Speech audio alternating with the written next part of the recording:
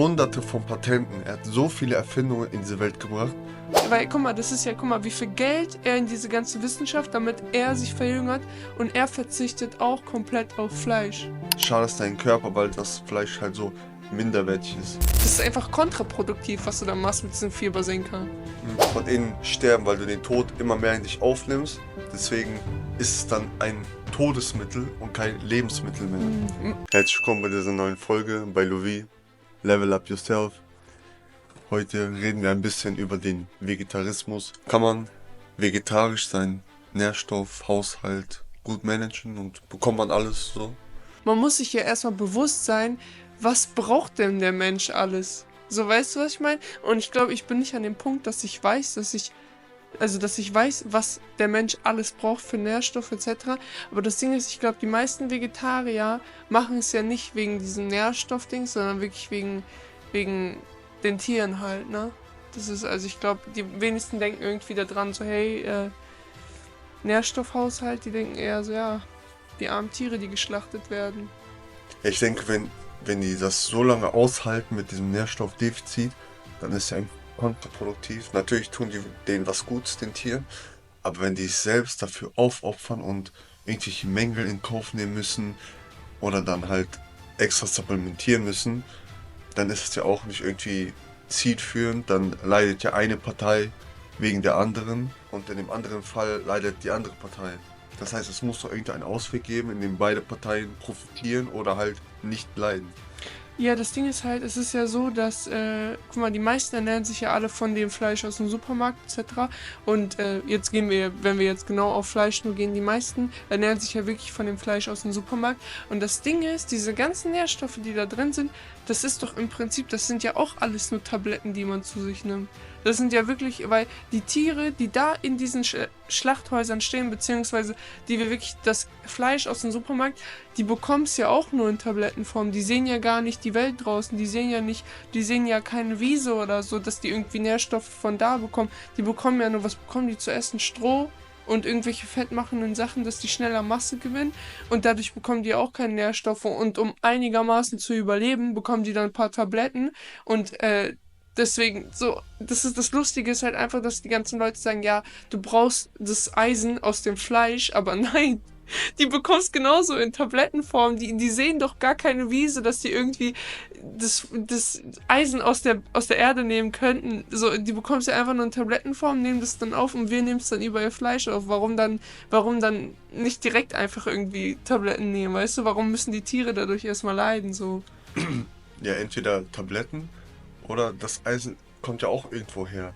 Das heißt, das Tier ist ja nur der Mittelsmann. Und das Essen, bitte das Fleisch im Supermarkt ist ja auch hoch verarbeitet. Da ist ja auch Zucker drin, da ist sehr viel Salz auch drin und irgendwelche anderen komischen Stoffe, die wir noch nie in unserem Leben so in echt gesehen haben, wahrscheinlich. Ja, crazy. Und wenn man sich dann davon noch ernährt, dann, ja, wer weiß, ob dein Eisen überhaupt davon kommt, weil es halt so hoch verarbeitet ist ja eigentlich dann auch kontraproduktiv. Okay, kriegst genug Eisen, aber schadest deinen Körper, weil das Fleisch halt so minderwertig ist. Ja, aber wenn überhaupt, weil, guck mal, unsere Cousine zum Beispiel, die hat ja auch Eisenmangel und die isst extrem viel Fleisch, ne? Ja, das stimmt. Sie isst extrem viel Fleisch, ne? Die holen jetzt aber auch nichts vom Bauern oder so, die holen ja ganz normales Zeug aus dem Supermarkt. Wir wollen nicht judgen, aber wir reden nur über Fakten.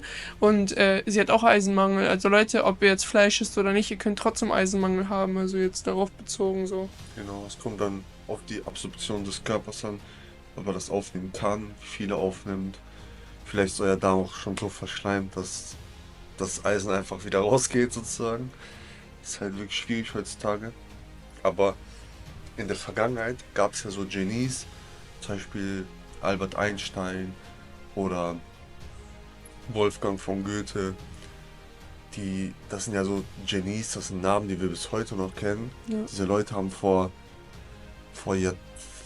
Jahrhunderten gelebt. Albert Einstein ist ja nicht so lange her, dass Albert Einstein auf dieser Welt war. Ja, stimmt. Aber es gibt ja Leute, die halt, wie gesagt, Wolfgang von Goethe, ein Prachtexemplar für Vegetarier.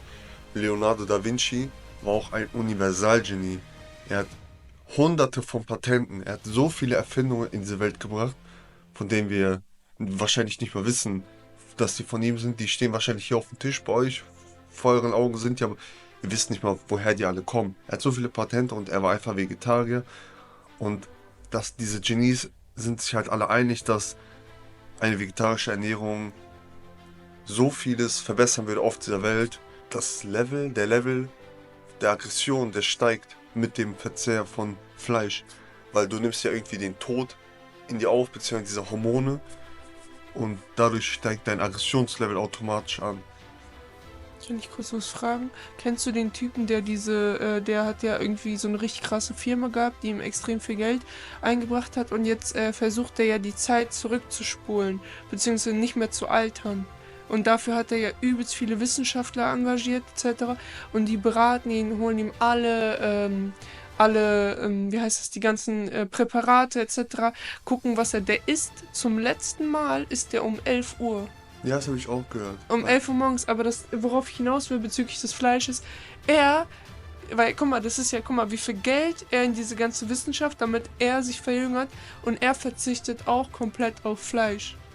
Auf Fleisch, und das ist voll der wichtige Aspekt, weil er hat ja so viel Geld in die krassesten Leute der Welt gesteckt, damit die ihm sagen, so wie kann man den Körper verjüngen, beziehungsweise, weißt du, nicht mehr älter werden und die sagen auch, ey, nicht Fleisch oder Fisch essen, also so, weißt du, so wenig wie möglich davon, weißt du?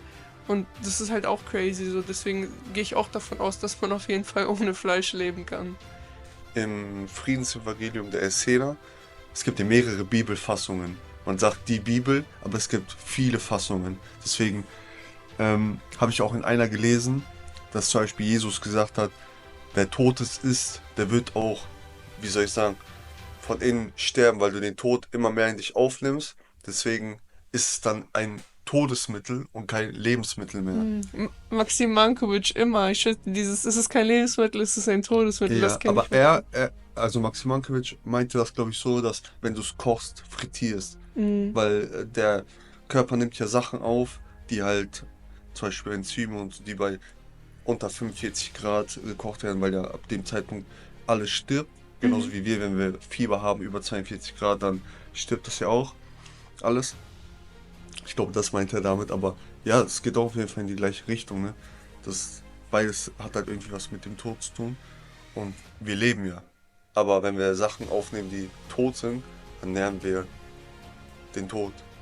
Zu diesem Thema mit 42 Grad, ne? Ich weiß nicht, ob es jetzt dazu passt, aber das Ding ist, was habe ich letztes Mal noch, weil wir wenn wir Fieber bekommen etc., wir nehmen ja diese ganzen Medikamente um Fiebersenker etc., damit das Fieber runtergeht und so. Das Ding ist, der Körper geht ja extra auf diese Temperatur, um diese Viren zu töten mit dieser Hitze. Und Ja. das ist so paradox. Und wir nehmen dann diesen Fiebersenker, der dann die Temperatur runter macht und dann der Körper der erzeugt das ja, damit diese negativen Bakterien, weißt du, diese Viren, die wir dann haben, getötet werden. Und wir nehmen dann Fiebersenker und wir denken, wir tun uns damit was Gutes, aber im Gegenteil, wir führen einfach gleichzeitig einen Kampf mit dem. Weißt du, was ich meine? Das ist einfach kontraproduktiv, was du da machst mit diesem Fiebersenker. Mhm. Er setzt einfach diese Taktik geschickt ein, weil der Körper schlau ist. Das ist eine Taktik, um Viren, Bakterien wegzumachen, abzutöten. Und wir schalten das einfach aus. Ich schwör's dir. Wir schalten das einfach aus. Einfach das Symptom. Weil es halt unangenehm ist, aber das ist halt seit gefühlt immer die Taktik des Körpers. Die hat ja schon immer funktioniert. Warum sollte es jetzt mal nicht mehr funktionieren? Und vor allen Dingen, wie oft, wenn Leute Fieber haben, vor allen Dingen, wie oft, wie heißt das, alle sagen, ja, du musst was essen, du musst dies, das, du musst so viel, weißt du, was ich meine? Die sagen immer so, also das Ding ist zum Beispiel Mama oder etc., ne, natürlich, die wissen es auch nicht besser, ne, wir sind alle zum ersten Mal auf dieser Welt, ne, aber das Ding ist, man sagt ja wirklich, man soll, wenn man Fieber hat, einfach im Bett bleiben, den Körper machen lassen, was er machen möchte. Hm. Also der muss halt selber für sich arbeiten. Man soll den nicht belasten mit Fastfood oder allgemein mit Nahrung. Man soll einfach trinken, ihm Wasser geben und ihn unterstützen damit, sauberes Wasser und aber nicht irgendwie übermäßig viel essen oder so, weil viele sagen ja, du brauchst Energie, während du krank bist, aber nein, der Körper ist doch gerade schon im Kampf und so, wenn du ihm jetzt noch ungesundes Essen gibst, dann ist er doch erst recht im Kampf, so, dann, er hat doch eh schon keine Kraft mehr, weil er diese ganzen Viren erstmal abtöten muss und dann kommt noch irgendwie so ein Burger oder eine Pizza und du denkst so, Halleluja, jetzt fängt erst recht der Kampf an, so, weißt du? Das ist Mhm. halt so crazy. Ja, wenn man krank ist, da haben ja auch viele keinen Hunger mehr oder weniger Hunger. Ja. Und ich glaube, das ist so gedacht und muss auch so sein, Mhm. damit der Körper die Ressourcen, die Energie hat, um diese Krankheit auch wirklich bekämpfen zu können. Verrückt, wie dir das anders eingeredet wird und dass du das dann denkst, du musst trotzdem essen und zwingst dich das dann zum Essen so, obwohl der Körper dir schon sagt, ey, ich will nicht, weißt du?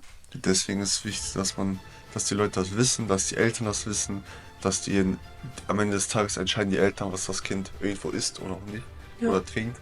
Deswegen müssen die Eltern dann mehr auf jeden Fall in die Verantwortung gehen und sowas halt mehr sich aneignen, das Wissen darüber. Hier beenden wir das erstmal, ne, zum Thema Fleisch. Man kann darüber noch sehr viel reden, aber ich denke, heute haben wir dazu eine gute Lektion an den Tag gebracht.